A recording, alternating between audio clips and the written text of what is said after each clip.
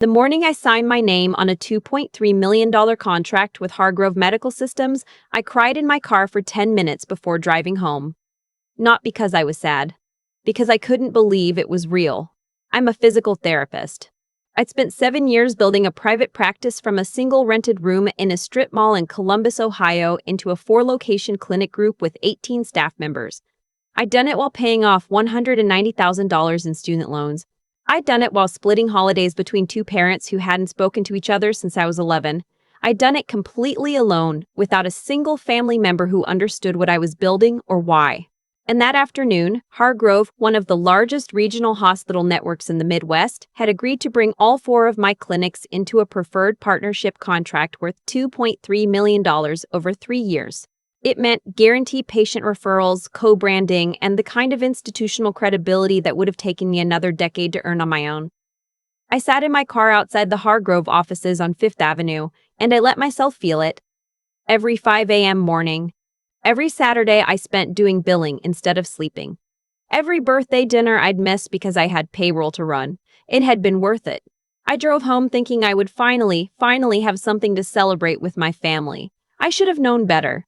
My sister was sitting at my kitchen table when I walked in. She had a key. I'd given it to her 2 years earlier when she went through her divorce and needed somewhere to decompress after work. I'd never asked for it back. That was my first mistake, though I wouldn't understand it until much later. "You look like you won the lottery," she said. I told her about Hargrove. I showed her the contract summary on my phone. I told her the number. She didn't say congratulations. She picked up her coffee mug, looked at it, and said, "Must be nice to have connections." I told her I didn't have connections. I'd pitched Hargrove cold, 3 times over 18 months. She shrugged and said, "Well, you always landed on your feet." I let it go. I've been letting things go with my sister my entire life. Her name is Faye. She's 4 years older than me, and she has always, for reasons I've never fully understood, believed that my life was easier than hers. When we were growing up, she was the one our mother called her golden girl. She got the car for her 16th birthday. She got the college fund. I worked 20 hours a week through undergrad and took out every loan I qualified for. But somewhere along the way, the story in Faye's head became that I had advantages she didn't. That things came easily to me. That I was somehow taking something from her just by succeeding. I'd spent 32 years trying to prove that wasn't true. I'd spent 32 years being careful not to brag, not to overshadow, not to make her feel small. I'd spent 32 years shrinking. The night I told my family about Hargrove, I called my mother. She asked if Faye already knew. I said yes. She said, "Good, I'm glad you told her first." Like that was the natural order of things. Like my news existed primarily in relation to how my sister received it. I hung up and made myself dinner alone and decided I was done shrinking. 2 weeks later, I was diagnosed with a stress fracture in my left foot. It sounds minor. It wasn't. I'd been ignoring pain for months. The kind of low-grade constant ache you learn to work around when you don't have time to stop. My podiatrist put me in a boot, told me no weight-bearing activity for 8 weeks, and referred me to an orthopedic specialist when imaging showed the fracture was worse than initially thought. 3 days after that appointment, the specialist sat me down and explained that I had a condition called avascular necrosis beginning in the bone. Reduced blood supply, early stage, but serious enough that we needed to discuss a minor surgical intervention to prevent long-term damage. It was outpatient surgery. A 2-night hospital stay as a precaution because of my history with a bleeding disorder I'd been managing since my 20s. Nothing life-threatening. But I would be under general anesthesia.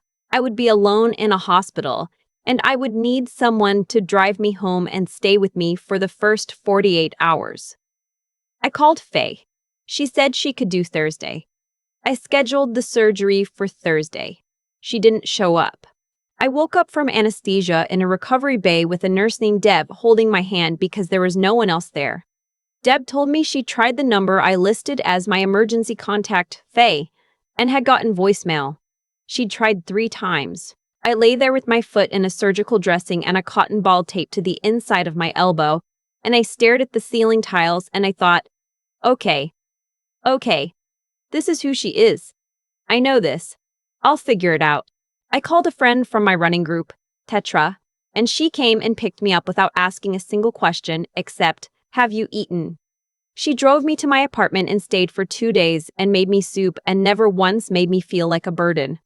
Faye texted me on the third day. "Sorry, something came up. Hope you're doing okay." I didn't respond. What I didn't know, what I had no way of knowing from my couch with my foot elevated on 2 throw pillows, was that while I was in that hospital, my sister had gone into my clinic. She'd done it before, occasionally. She'd pick up something I left there, or drop off food for the staff. The front desk knew her. They liked her. She was charming in public in a way she never was with me in private. But this time she didn't just stop by. She went into my office. She accessed my computer using a password she'd watched me type in once, 18 months earlier, during a moment I'd completely forgotten. She found the Hargrove contract file. She found my financial projections. She found the name of my Hargrove contact, a director of network partnerships named Gregory Aldis, and she found 18 months of email correspondence. And then she forwarded it all to herself. I didn't find out any of this for almost 3 weeks. I found out because Gregory Aldis called me personally, which he had never done before, and asked if I had a moment to speak privately. "We received a communication," he said carefully, "from someone representing themselves as a consultant you had engaged during the contract negotiation process." I asked him to repeat that. The communication included a detailed proposal suggesting that several of the terms in your contract had been negotiated on the basis of inflated performance metrics. It included documents that appeared to be internal to your organization. He paused. "I want to be transparent with you, because we value this partnership. But we need to understand what we're looking at." I sat down on the floor of my own living room because my legs stopped working. I asked him to send me what he'd received. The email had been sent from an address I didn't recognize, signed with a name I didn't know, a fake consultant identity. But the documents attached were mine. My financial projections, pulled directly from my server. My internal clinic notes. 3 emails between me and Gregory that had been taken out of context and annotated with commentary suggesting I had misrepresented patient volume numbers. I knew immediately who had done it. I sat on my floor for a long time. Then I stood up, called my attorney, a woman named Patricia Osei, who had handled my business and corporation, and who is, genuinely, one of the sharpest people I've ever met. And I told her everything. Patricia told me not to contact Faye. Not yet. She told me to document everything, preserve every record, and say nothing that could be construed as confrontational or threatening. She told me that what Faye had done, accessing my computer without authorization, stealing proprietary business documents, using them to interfere with a contracted business relationship, was potentially criminal. Not just a civil matter. Criminal. "How do you want to handle this?"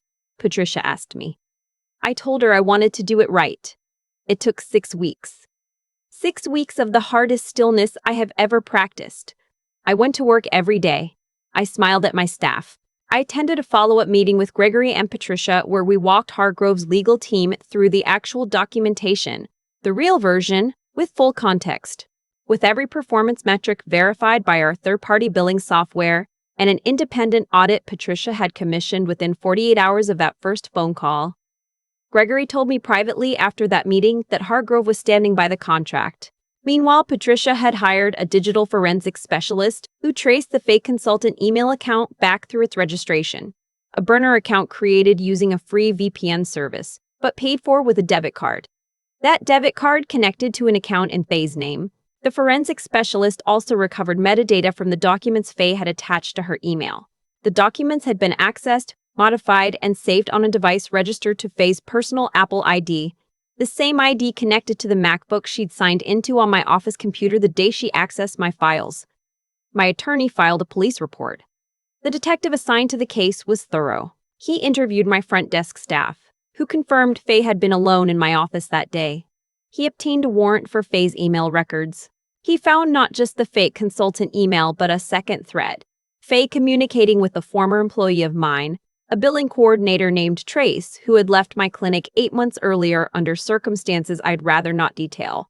Trace had provided Faye with additional internal information about my operations that he'd retained without authorization. Both of them were charged. Faye was charged with unauthorized access to a computer system, theft of trade secrets, and tortious interference with a business contract. Trace was charged with theft of proprietary business information and conspiracy. I found out about the charges on a Tuesday morning. Patricia called me and told me, and I sat in my car in the parking lot of my own clinic for 20 minutes before I could go inside. My mother called me that evening. She had found out from Faye. Her voice on the phone was a register I'd never heard from her before. Not angry, not cold. Fractured. Like something fundamental had cracked underneath her. "How could you do this to her?" she said. I want to be honest about what happened inside me when she said that. There was a part of me that almost apologized. Almost. A reflex built over 32 years of managing everyone else's feelings at the expense of my own. The word sorry formed somewhere in my chest before I stopped it. "Mom," I said, "Faye broke into my office. She stole my files. She tried to destroy a contract I spent a year and a half building. She did this while I was in the hospital recovering from surgery that she was supposed to help me with." Silence. "She's your sister," my mother said. "Yes," I said. "She is." I didn't say anything else. I hung up. She didn't call back that night. She didn't call for 11 days. When she finally called, she asked if there was any way to resolve this quietly. I told her it was in the hands of the legal system now. She said I was being vindictive. I told her I was being truthful. She said those were the same thing. I hung up again. I want to tell you about the moment I walked into that courthouse. Because it's the moment I come back to when everything feels too hard. The criminal arraignment was held at the Franklin County Courthouse on a Wednesday morning in March. I hadn't told my mother I would be there. I hadn't told anyone except Patricia and Petra, who sat with me in the gallery wearing a blazer and looking like she was ready to personally argue the case herself if needed. I wore a gray dress and my hair down in the same shoes I'd worn to the Hargrove signing. I don't know why that detail felt important. It just did. Faye was already seated at the defense table when I came in. She was talking to her attorney in a low voice, and she didn't look up when the gallery doors opened. My mother was there. She was sitting 3 rows back from the defense table, and she saw me the second I walked in. I watched her face go through something I can only describe as a collapse, not of sadness, but of certainty. Like something she had been absolutely sure of suddenly wasn't there anymore. I sat down next to Petra. I looked forward. The proceedings were straightforward. The charges were read. Faye's attorney entered a not guilty plea. A trial date was set. Bail conditions were confirmed.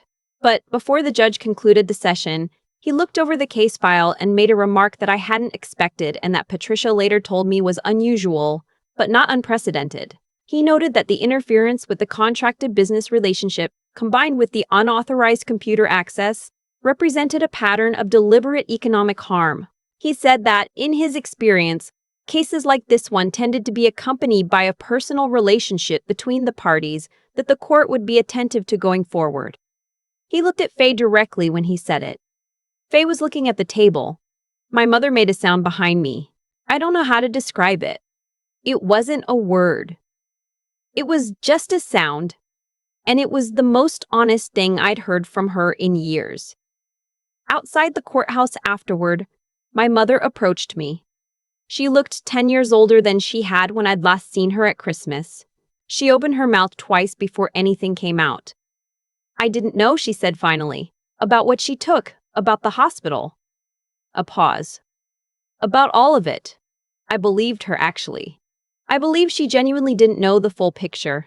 She knew what Faye had told her, which was a version of events in which I was the villain. Cold, withholding, using my success as a weapon.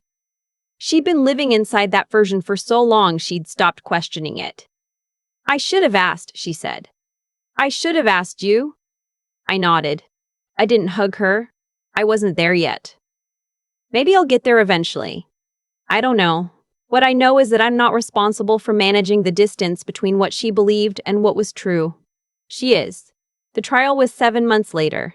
Faye's attorney attempted several angles, arguing the documents weren't truly proprietary, arguing the computer access had been implied by Faye's history of visiting the clinic. The forensics testimony dismantled both. When the digital forensics specialist walked the jury through the metadata, the timestamps, the device registration, the debit card trail, you could feel the air change in the room. Trace pleaded guilty 3 weeks before trial. His plea agreement required him to testify, and he did. He testified that Faye had approached him 6 months after he left my clinic, told him she was putting together information about how I ran my business, and offered him $800 in cash for anything useful he still had access to. He said he thought it was for a legal dispute. He said he didn't ask too many questions. The jury deliberated for 2 days. Guilty on all counts. Faye was sentenced to 18 months with the possibility of parole after 12. The judge noted her lack of prior criminal record but cited the premeditated nature of the offense in the financial harm caused. Hargrove had temporarily paused portions of the contract during the investigation, costing my practice approximately $140,000 in delayed referral revenue. The sentence included full restitution of that amount. Trace received 14 months suspended with 3 years probation and restitution requirements. I was sitting in the gallery when the verdict was read. I wasn't celebrating. I was just present. There's a difference between justice and satisfaction, and I've been thinking about that difference a lot over the past year. What I felt wasn't satisfaction. It was closer to settling, like something that had been pulled tight for a very long time finally released, and the release didn't feel like joy. It just felt like breathing normally again. The Hargrove contract was reinstated in full. Gregory Aldis sent me a handwritten note, which I still have in a drawer in my desk. It says, "Your integrity throughout this process was evident to everyone at this table. We're glad you're our partner." I framed it, not to be sentimental, to remind myself that the 1.5 years I spent building that relationship was real, that the work was real, that no one can take that from you just by writing a fake email. My practice is in a different place now than it was when all of this started. We've added a 5th location. We've expanded our contract with Hargrove to include a pediatric rehabilitation program I've wanted to build for years. I hired a full-time operations director, so I'm not doing payroll on Saturdays anymore. I also hired a security consultant who audited our entire digital infrastructure, changed every access protocol, and implemented a system that would flag any unauthorized access attempt in real time. It was expensive. It was worth every dollar. I used $75,000 of the restitution award to fund a small scholarship through the Ohio Physical Therapy Association for first-generation students pursuing clinical degrees. I know what it costs to do this without a safety net. I wanted to make it slightly less impossible for someone else. I think about Faye sometimes. Not with anger, that's mostly gone. More with a kind of grief. Because I genuinely don't know what she wanted. I don't think she wanted the money, exactly. I think she wanted me to be smaller. I think watching me succeed felt to her like evidence of something. That life had been unfair to her. That she'd been cheated. That if I was winning, someone else must be losing. I think she believed the story so completely that dismantling my career felt like justice to her. I understand that. I don't forgive it, but I understand it, what I've come to believe, and this is something I've worked through in therapy over the past 18 months, so I want to be honest about that, is that you cannot spend your life managing someone else's perception of reality. You cannot shrink yourself to fit inside someone's broken narrative. You can be kind. You can be patient. But eventually, you have to let the truth stand on its own.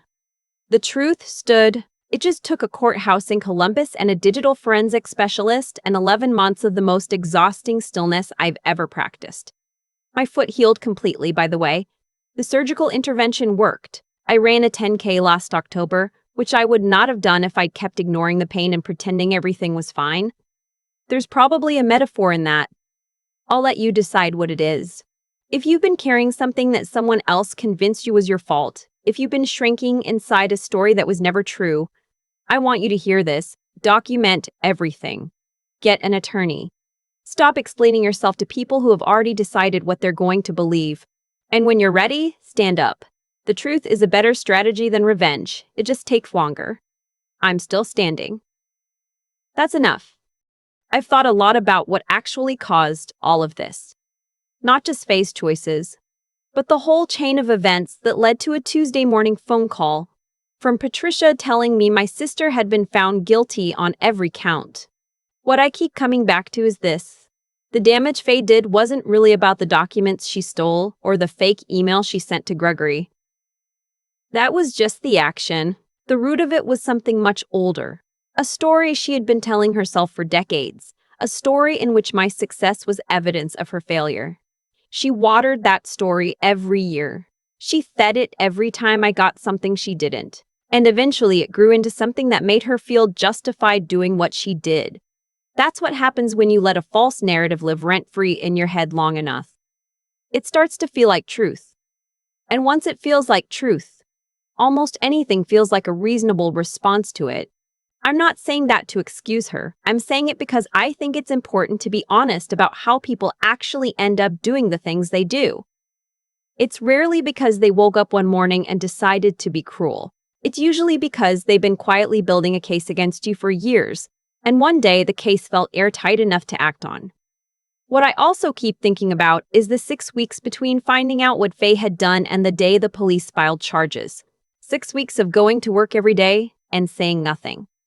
6 weeks of sitting with what I knew and choosing not to blow it up in a confrontation that would have felt good for about 30 seconds and cost me everything after that. That was the hardest thing I've ever done. Harder than the surgery. Harder than building the practice from nothing. Harder than any of it. Because every instinct I had said, call her. Confront her. Make her admit it. And Patricia kept telling me, don't. Let the evidence do it for you. And she was right.